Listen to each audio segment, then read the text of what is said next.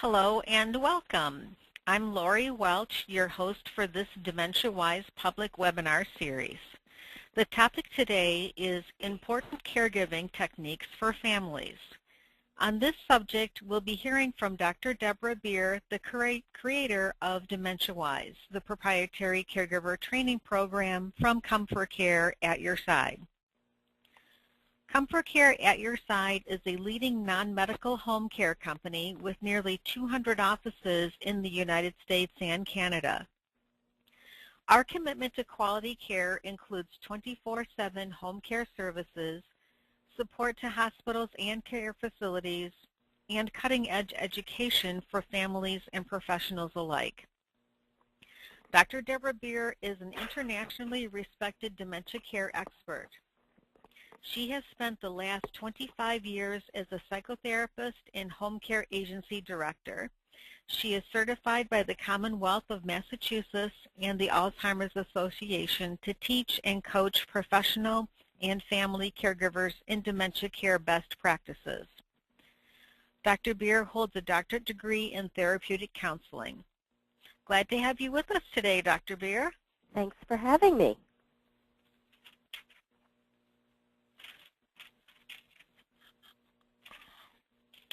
Now, most families with dementia care for their loved ones without any caregiving education. The ones I'm familiar with don't even know that there were special care methods that could make things better and easier. But that's exactly what we're talking about tonight. It is, and in many ways, the situation really breaks my heart. The very people who are working themselves to the bone, caring for those with dementia, aren't educated about current best care practices. And these are practices that would make care much more effective, less exhausting, and more satisfying because they really work. This is the basis of Dementiawise, and it's go-to information that families and professional caregivers really need to quickly make a real difference. And practice consistently and well, the Dementiawise methods can make really difficult cases truly transform. Why do so few people know about these care methods? Why aren't families being taught them all the time? It doesn't make sense that they're not better known if they work so well. Well, that is the question of the day, and it's something that keeps me awake at night, staring at the ceiling, thinking about it. And I really worry that people despair because they don't have this vital information. I think it comes down to the fact that almost all healthcare professionals aren't taught these methods during their training or through continuing education, and they therefore can't teach people what they don't themselves know. This includes everyone from physicians, nurses, physical therapists, occupational therapists, and home health aides. I regularly train professionals in these methods, and they become tremendously excited because they can tell right away this is what they really need. Yet they've never heard of this before, even after long careers with a lot of ongoing training. So this information needs to become become a part of professional training much, much earlier, even if it's just to inform practitioners that these approaches exist, are highly successful, and where they can be found. Dr. Beer, what do you think is something important that families will take away with them from today's webinar? I want families listening to know that there is a lot of information available that could help you, likely information you've never heard before. You don't have to feel so hopeless and despairing. Beginning right now, you can become more effective and a less exhausted caregiver. Also, beginning right now, your loved one can become more peaceful, cooperative, and can even function better. Since you're listening right now, you're already taking steps to improve, and I really want to applaud your efforts. Well, okay. Should we go on from here? Yeah, let's get started. Okay, very good. So, today we're going to be talking about vital information that's missing from the time of the dementia diagnosis and through the progression of the disease. We're going to talk about the types of information that families really need and 5 go-to caregiving techniques Then we'll look at additional resources, and we'll answer some questions. But first, I want to say that dementia and Alzheimer's are very often confused, and I just want to straighten this out so you'll understand what I'm talking about today. Dementia is a group of symptoms involving cognitive impairment, and there are many different types of dementia. The most frequently diagnosed type of dementia is Alzheimer's, but not all dementia is Alzheimer's, though all Alzheimer's is dementia. So today, when I say Alzheimer's disease, I'm specifically talking about Alzheimer's. If I mention another type of dementia, I'm just talking about that dementia.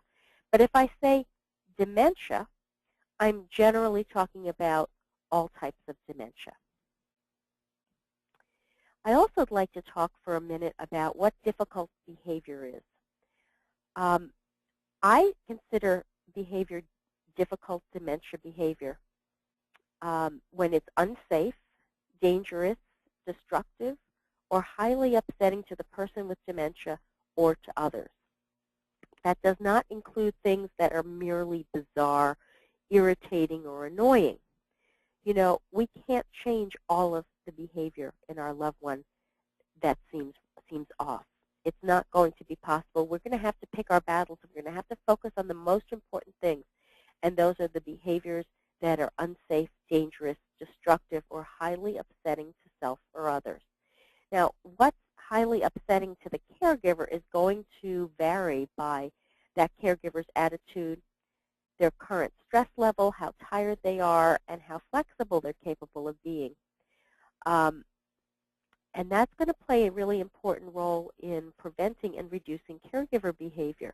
So as caregivers are more relaxed and less stressed, they're going to be able to tolerate more behaviors. But the problem comes when we have more than one caregiver taking care of someone with dementia. And I do hope if you have someone who's really advancing in their dementia that they have more than one caregiver, because not one caregiver can do it all without becoming broken down and ill.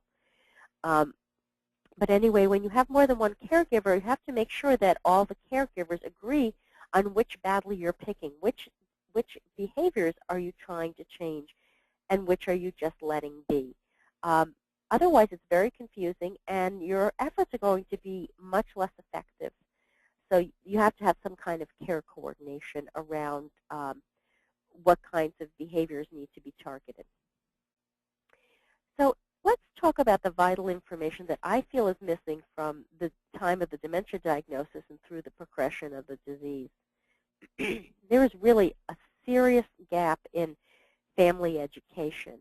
And I think that families aren't getting the information that they need from the very start and through the illness, because no one in today's medical system has the primary responsibility to provide families with all the information that they need when they need it the most.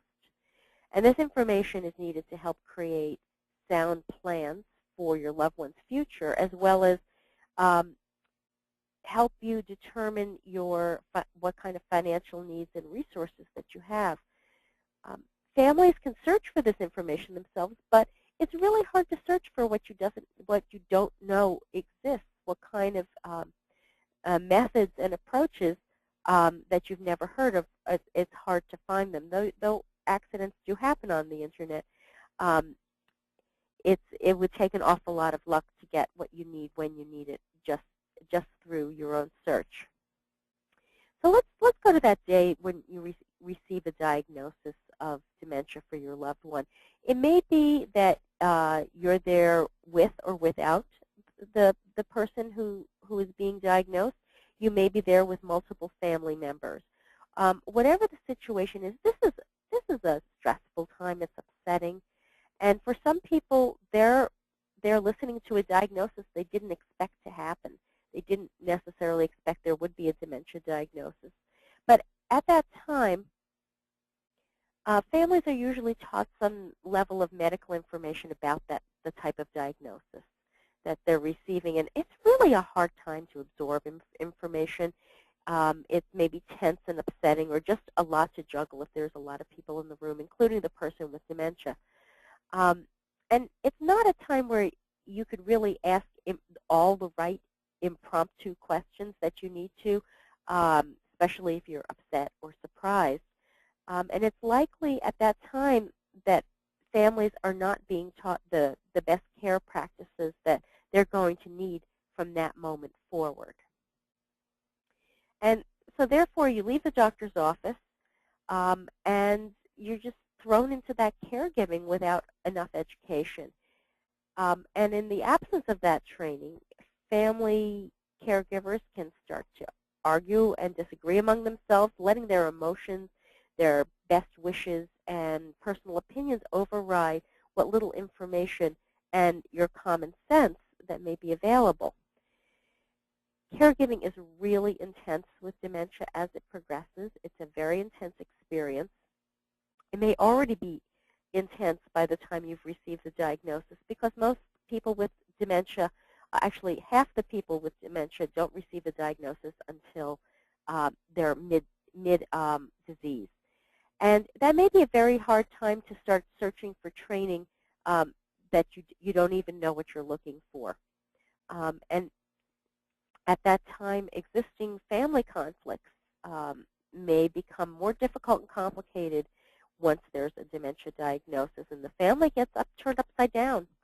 And you're going to be needing ongoing support and education at that time.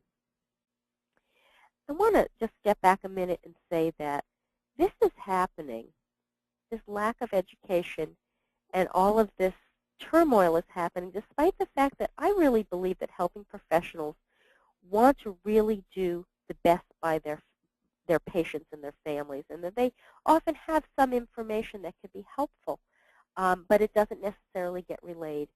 And this is also, all of this turmoil is happening despite the fact that I really believe that families want the best possible care for their loved one, and they want them to be happy and safe. And I also believe families can be educated to provide much better care. So why isn't this happening? The training and support system that families need is just really not set up for ongoing education. And, you know, professionals are really busy. You get a very short window of time to see your physician, who may not have the information that you need about hands-on caregiving. And if your insurance doesn't cover educational services for dementia, and most do not, what you need may not be made available by the helping institutions. And families, you know, you're really busy and exhausted, and you may already think that you know what you need in order to care for your loved one. You may, in other words, you don't know what you don't know, understandably. So basically, the people you would be turning to, helping professionals, are just not adequately educated in these practices. So there's so many reasons that families are not getting the information and education and support that they so badly need. So let's talk about the information that I feel families really need. Starting from the beginning, you need information for planning and for caregiving. First, you need a good understanding of your loved one's dementia diagnosis. You need to understand what the strengths and weaknesses are and will be as the disease progresses. And you need to understand what it looks like as it progresses.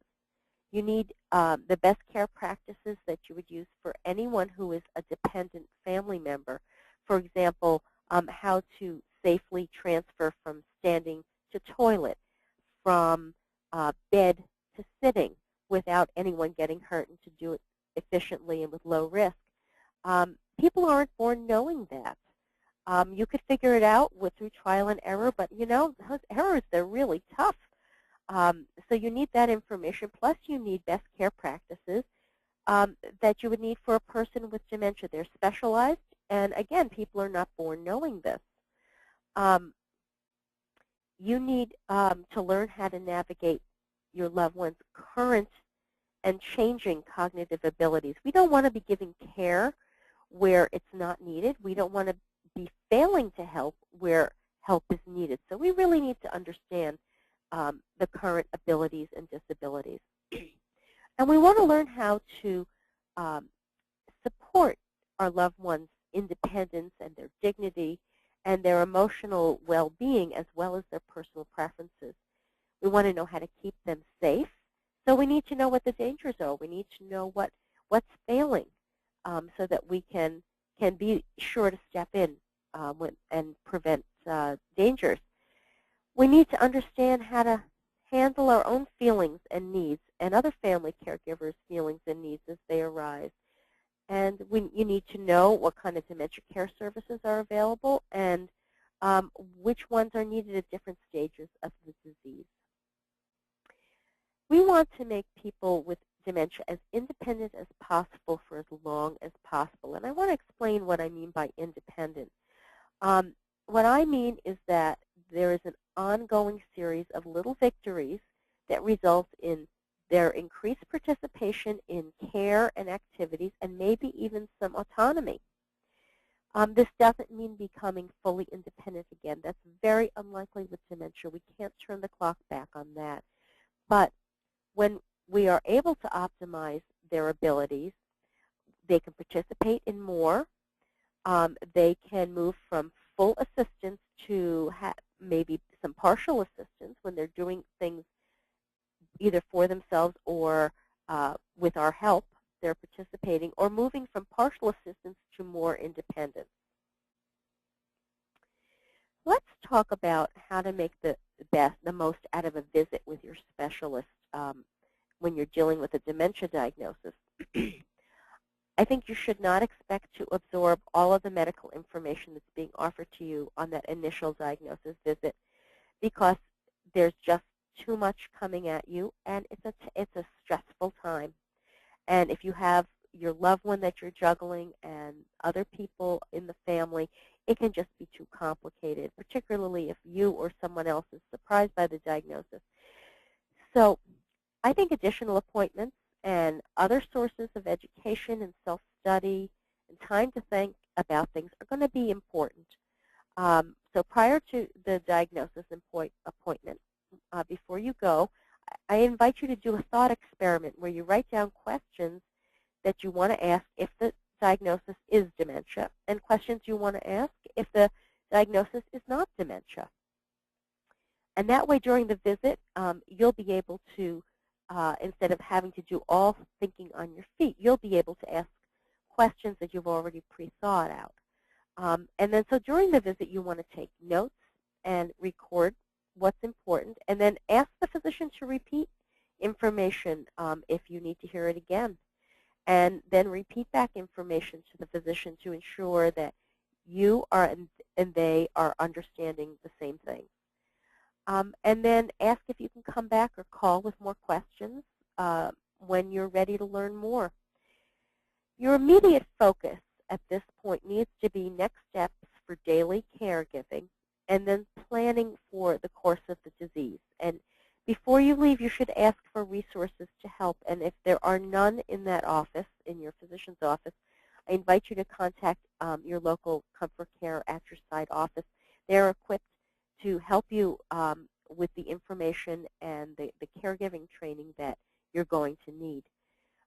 Physicians themselves do not usually have caregiving information for families because they're not trained in caregiving. They don't do hands-on caregiving. That's something that physicians, at least in developed countries, delegate to others like nurses and nurse assistants. And physicians are also not trained in the kind of behavioral interventions that you're going to need to know. In fact, most helping professionals are not trained in these interventions.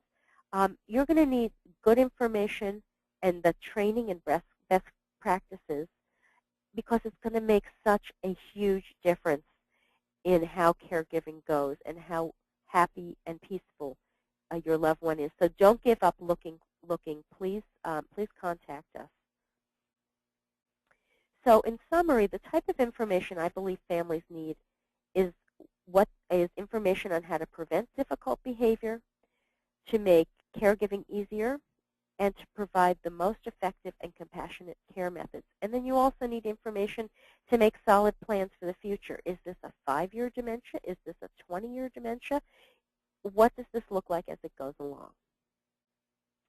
So I want to give you 5 go-to caregiving techniques that work with all types of dementia and at every stage. And that's what Dementiawise is really about. It is in a collection of best care practices for dementia. And this is the program that we use to teach caregivers as well as families dementia care skills. Dementiawise embraces habilitation therapy, which is the best practice according to the Alzheimer's Association. It's highly effective. It's very compassionate, and it's been used for more than 20 years, but very few care professionals as well as families know these methods. And I hear all the time, I wish I had known about this years ago. And, you know, I wish you had too. The best we can do is catch up and start that education today. You really need and deserve to know these methods, and that is really our mission, is to help you become a more effective care partner. You were not born knowing these best care practices. I was not born knowing these best care practices. They're not taught to doctors and nurses in medical or nursing school. And so you're going to have to have the right teacher or teachers in order to learn these methods. And you also need to be able to accept that these new methods and let go of what you've been doing that is no longer considered a current practice. And I'm willing to bet that there are some things that you're doing that you don't realize we now understand make things more difficult. So you're going to need to practice your new methods and be mentored when you get stuck. We all get stuck, and we all need that. So here's the first Dementiawise method, and that is to focus on the person's feelings. You're going to have much more success if you focus on creating positive emotional experiences for the person with dementia, so that every interaction and every care task you do becomes a positive emotional experience, not just for them, but if they're doing well and being happy, it's a positive emotional experience for you too as a caregiver. Because we know when your loved one has a good day, it is a good day for the family. So having many small positive experiences is really going to change the complexion of cooperation and acceptance of care. It's going to be so much easier. And when people with dementia experience an improvement in their moods, they can actually function better. And that's true of all of us. When we're really emotionally overwrought, we don't function at our best. So it's very much true of people with dementia. And, you know, if your children taking care of your parents, or even if you're taking care of a spouse, you have the skill. You already know how to make your parents happy and how to improve their mood. You've been doing that since you were a kid. In my day, we call that buttering up. You butter up your parents because you want to ask them something that you're not sure they're going to say yes to. So you're more cooperative and you're more pleasant and you're more interactive and you give them things that they want, and then you ask the difficult question.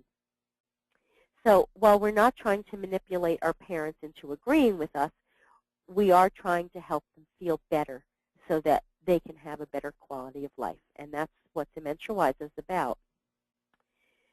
So it's important to know with dementia that the people have all their emotional abilities fully intact to the end of life.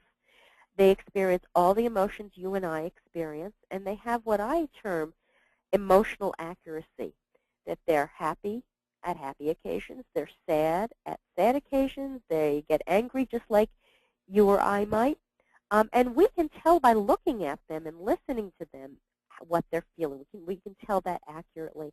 And in turn, they look back at us and they understand our body language and our nonverbal emotions very clearly, very accurately. And they also retain their feelings for a long period of time. If something unpleasant happens in the morning, they may be grumpy all day or for a long period of time.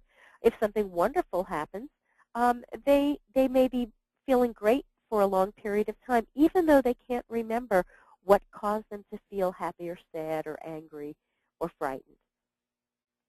And they can also consistently associate feelings with people, places, or things. So if they had a problem with a certain person, a bad experience, they may not remember that they've ever seen that person before, but when they see them, they associate them with bad feelings. Or if something wonderful happens in a certain place in the home, they may not remember that experience, but they're happy when they're there. So let's look at the second method, which is to respect their personal preferences. You know, you and I, we all need to feel that people know us, respect us, and that we're understood, and that respecting the personal preferences of our loved ones with dementia is going to be a key to successful interactions, because they also have a need to feel respected and understood and known.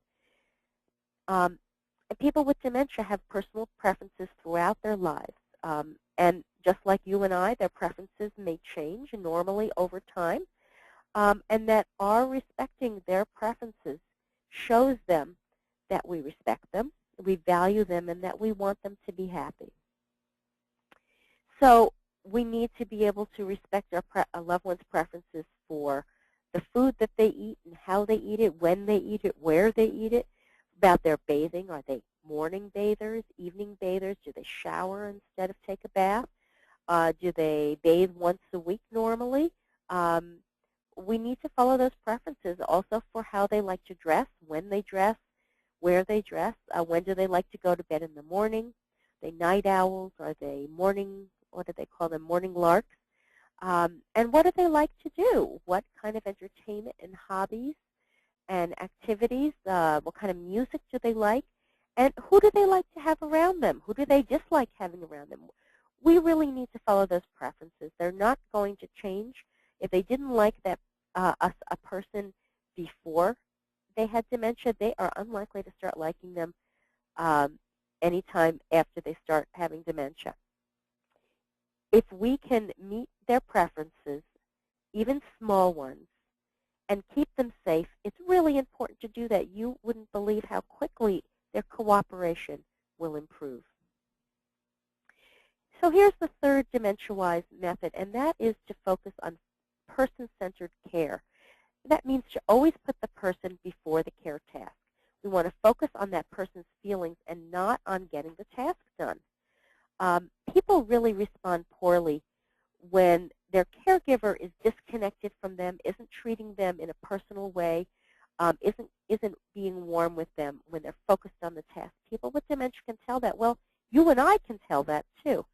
So make a warm connection is going to be really key, because they're human beings. Even though they have dementia, they need warm connections as much as anyone else. So before every single care task and whenever anything is going badly, we need to stop and spend time to make warm connection. And so here are just some examples. Not all of them are needed at one time. Any one of them will do.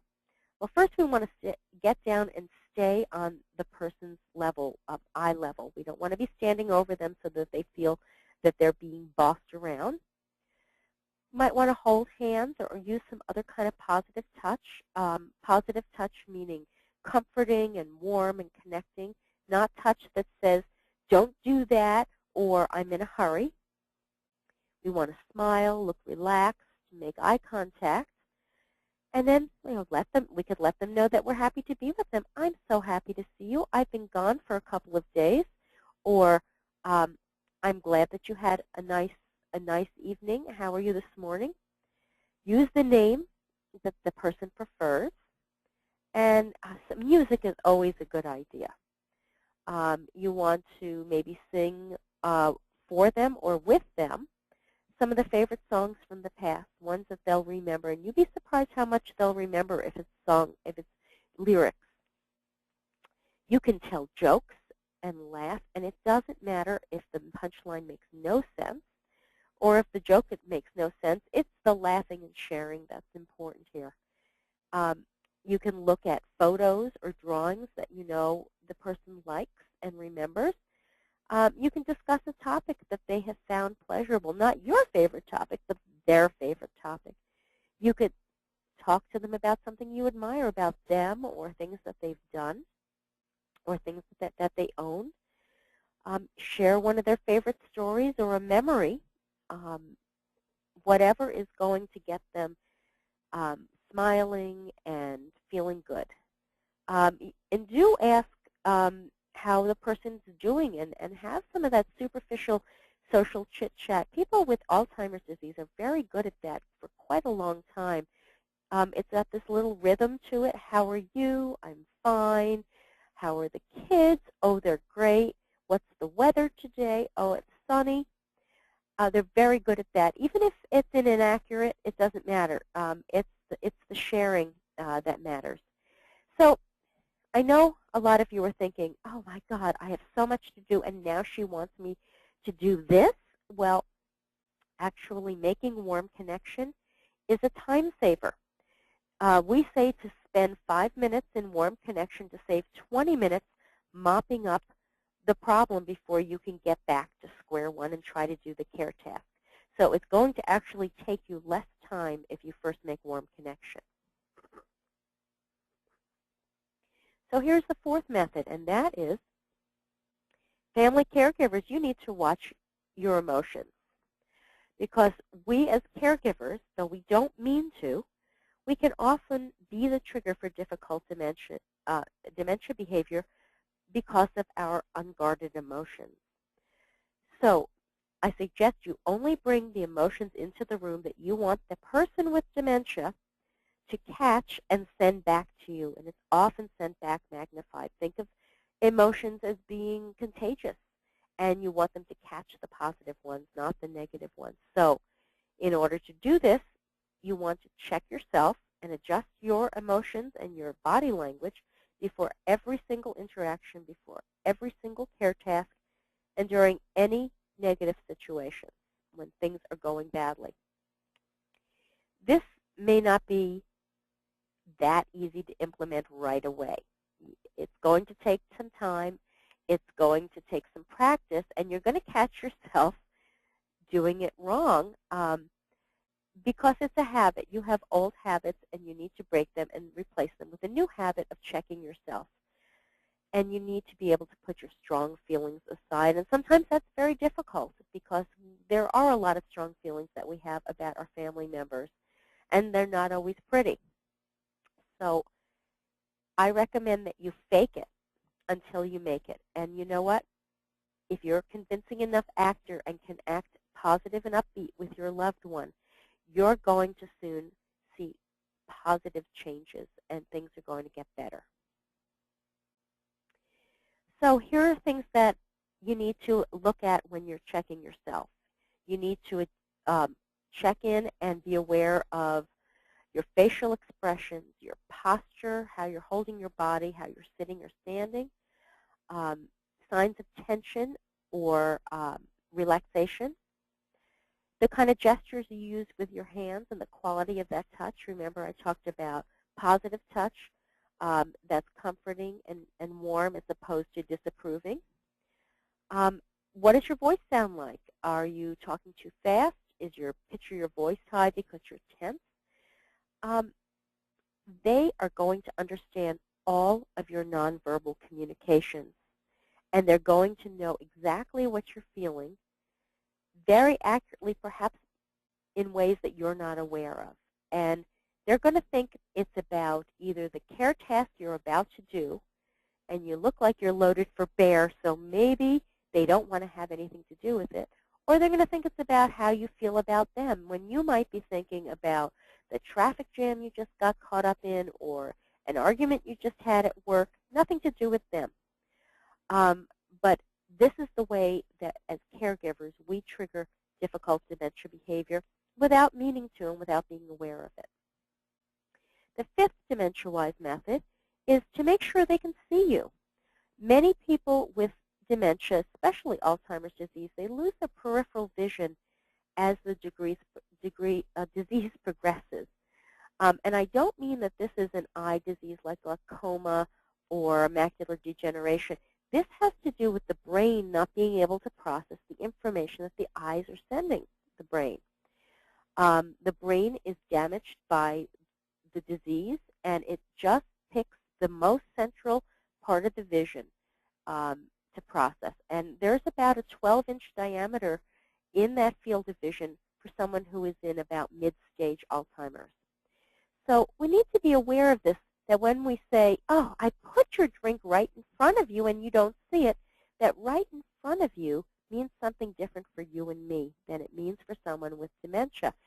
Right in front of them means a 12-inch diameter field of vision. So we don't want to inadvertently frustrate them by not realizing that that their visual field is so narrow. We might approach them from the side, not realizing that they don't have the vision to see us. We might touch them, and then they might be startled and say things like, "You're always sneaking up on me here." It's very common. It's a good way to get assaulted, too, is to stand close and surprise the person with dementia. So we want to make sure we approach in an area of their visual field that they can see us. We also need to give them high contrast colors so that they can see and understand that there are multiple objects and to be able to identify them. And I'm going to show you an example of high contrast now. Here, a high and low contrast. Here is our two-place settings. So which one is going to be best for the one with dementia? The one on the left is a symphony of white. White plates, white napkin, white table.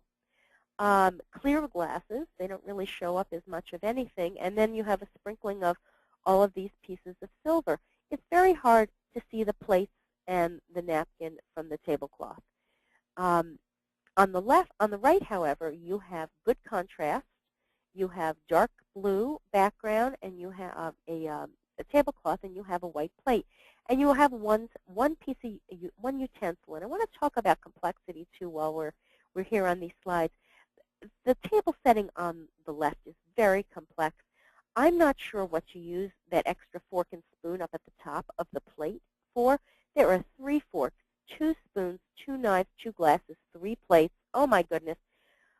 A person with dementia can't sort all of this out. This is just too much for them.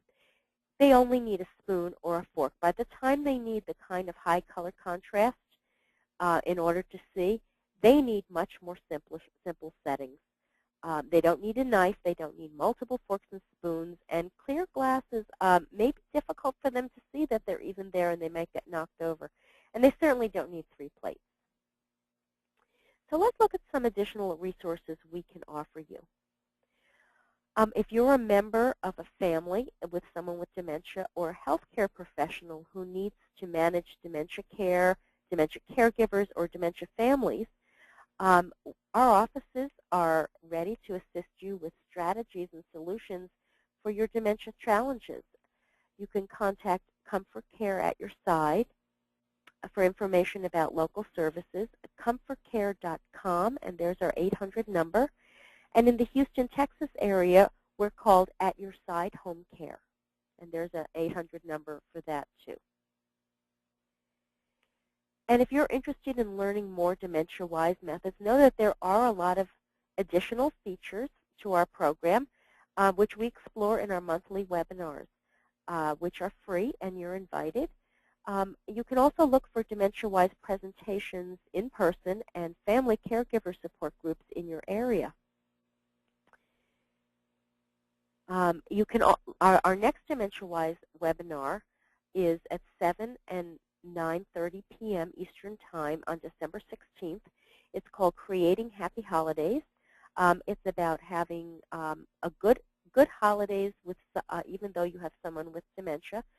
And then we have a lot of archived webinars that I've already presented, handling difficult dementia behavior through better communication, home safety and dementia, medications and dementia, and more. You can register online at ComForCare.com or at yoursidehomecare.com. So, Lori, I think we're ready to take some questions. Okay, I have a question. My mother was diagnosed with Alzheimer's a few years ago. We can't stop her from taking off her clothing and going around the house completely nude day and night. It's driving us all crazy. Can you help, please? Okay. Well, stripping down is something some people with dementia have as a repeated behavior. There are many possible causes for it, as well as several possible ways to address it. But first I want to address that it's driving you so crazy. From what you say, she's just going around the house naked. She's not taking her clothes off in the middle of a crowded shopping mall. She's not going outside in very cold or very hot weather, and she's not inside with the heat off in the winter with no clothes. It sounds like she's keeping nudity inside the house, and that's actually an awareness of what's more socially acceptable. And while this behavior is bizarre, I have to ask, is it really dangerous? Is it really difficult behavior that you need to change? And I hear in your question that you're working so hard to stop this behavior, but I wonder, isn't it just okay to allow her to be naked sometimes? And I have to agree that it's dangerous when she's around something like splattering fat on the stove, or visitors who would be upset, or if she's incontinent and also refusing to wear adult briefs.